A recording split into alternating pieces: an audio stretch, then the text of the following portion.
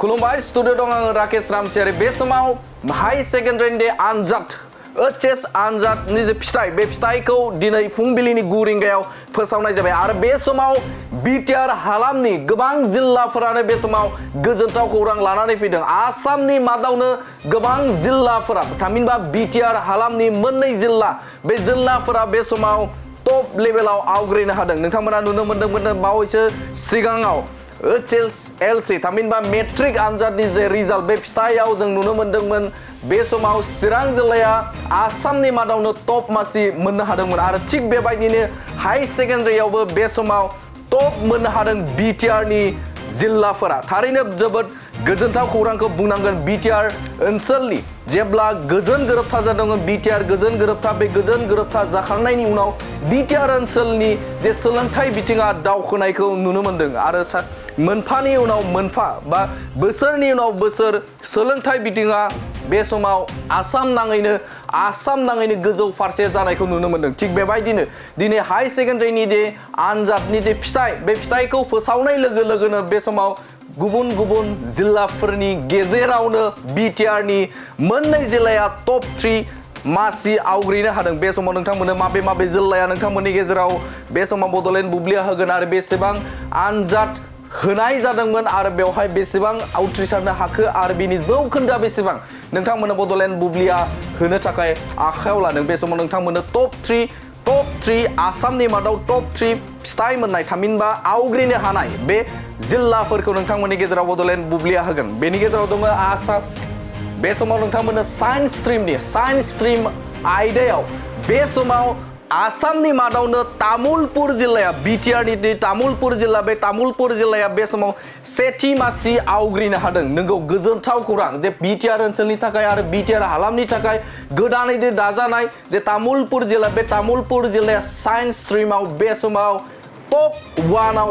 मोननो हादों जायगा आवग्रिनो हादों बेवहाय गासै बेसेबां जोन होदोंमोन बिजाथिया बे समाव नोंथांमोननि गेजेराव होनि बे समाव तामुलपुर जिल्लाया आसामनि मादावनो टप 1 मासि आवग्रिनो हादों बेनि गेजेरावनो गासै आनजाद होनायखौ जुदि जों नोजोर होयोबा 494 जना बे समाव आनजाद होदोंमोन आरो बेनि गेजेरावनो उथ्रिसारनो हादों सेथि मासियाव उथ्रिसारनो हादों 215 जना सेथि मासि आवग्रिनो हादों आरो नैथि मासि आवग्रिनो हादों 233 जना बे समाव नैथि मासि आवग्रिनो हादों आरो थामथि मासि आवग्रिनो 36 जन बिजाथिया 36 जन बिजाथिया बे समाव थामथि मासि आवग्रिनो हादों आरो बेनि गेजेरावनो 484 गासै बेवहाय अनजिमा बा उथ्रिसारनायनि अनजिमा जौखोन्दोखौ जों जुदि नोजोर होयोब्ला 97.98 जौखोन्दो मोननानै सेथि मासि आसामनि मादावनो सेथि मासि आवग्रिनो हादों थारैनो बियो BTR हालामनि थाखाय जोबोदनो गोजोनथाव खौराङा बेनो जे सोलोंथाइ बिथिङाव बे समाव BTR हालामा बा BTRनि ओनसोल BTRनि जिल्लाफोरा गोजौ फारसे आसामनि जे जिल्लाफोर बे जिल्लाफोरनि गेजेराव टप मोननो हानाया जोबोदनो गोजोनथाव खौरां आरो बे समाव साइन्स स्ट्रिमाव नैथि मासि मोननाय जिल्लाखौ नोंथांमोननि गेजेराव बड'लेण्ड बुब्लिया होनो नागिरदों बे समाव दं नलबारि जिल्ला बे नलबारि जिल्लाया बे समाव नैथि मासि आवग्रिनो हादों जे नलबारि जिल्लाया बे समाव नैथि मासि आवग्रिनो हादों गासै बेवहाय आनजाद होदोंमोन बे आनजाद होनायनि जे अनजिमाया 1684 जना बे समाव आनजाद होदोंमोन 1684 जना बे समाव आनजाद होदोंमोन आरो बेनि गेजेरावनो फार्स्ट डिभिजन मोननाय जे अनजिमा 776 जना बे समाव सेथि मासि आवग्रिनो हादों नैथि मासियाव 566 जन आवग्रिनो हादों थामथि मासियाव 192 जना बे समाव थामथि मासि आवग्रिनो हादों आरो गासै जुदि अनजिमाखौ नायोब्ला बेवहाय उथ्रिसारनाय अनजिमा बिबांखौ जायोबा 1530 जना बे समाव थामहिनबा उथ्रिसारनायनि अनजिमा जौखोन्दो हिसाबाव जों जुदि नायोबा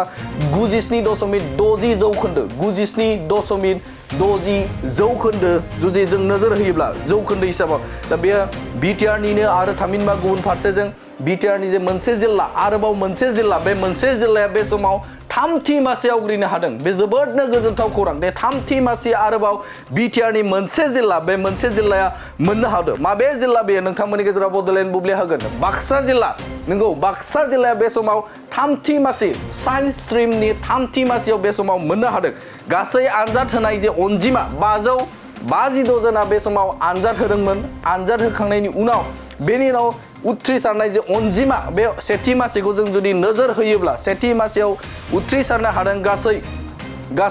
363 जना बे समाव सेथि मासियाव उग्रिनो हादों नैथि मासिखौ जुदि नोजोर होयोबा 123 जना बे समाव नैथि मासि मोननो हादों थामथि मासियाव मोननो हादों गासै 47 जन बिजाथिया आरो गासै जुदि पास पार्सेन्टेज थामहिनबा बेनि जे आनजाद उथ्रिसारनाय अनजिमाखौ नायोब्ला गासै 533 जना बे समाव उथ्रिसारनो हादों 95.86 जौखोन्दो मोननानै बे समाव बाक्सा जिल्लाया साइन्स स्ट्रिम बा साइन्स आयदायावबो बे समाव थामथि मासि आवग्रिनो हानाया BTR हालामनि थाखाय जोबोदनो बे समाव थुलुंगा आरो गोग्गाथाव बाथ्रा लानानै फैदों थारैनो BTR हालामाव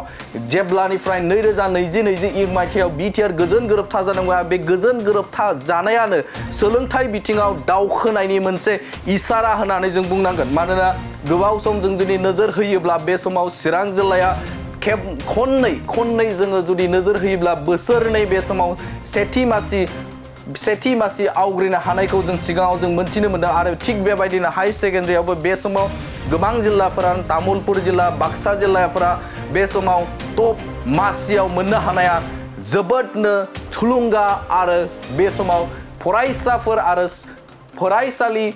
फरायसालिमाफोर बेयो जोबोदनो थुलुंगा लानानै फैदों बे समाव नोंथांमोननो बे खौरांखौ नोंथांमोननि गेजेराव होबाय गोजोन्थों मोनसे गोजोनथाव खौरां नोंथाङा नोंथांनि न'खौ समायना रमायना जोंख्लाब माख्लाब खालामनो गोसो दं नामा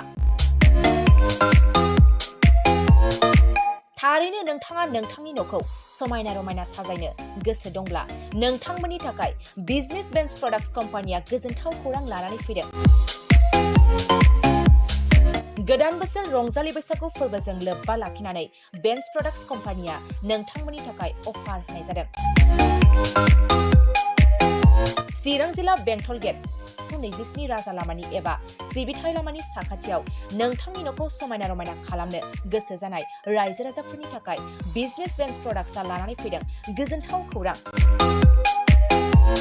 पलिग्रेनाइट WPC एबा PVC wooden flooring wallpaper steel roofing soffit ceiling बायदि गाबनि न' साजायग्रा खम बेसेनावनो नोंथांमोना बायनानै लांफैनो हागोन बेनि अनगायैबो नोंथाङा गोबां बाथ्रा मिथिनो थाखाय नैबे 8474015053 जानबुं नम्बरनि गेजेरजों नोंथाङा फन खालामनानै मिथिनो हागोन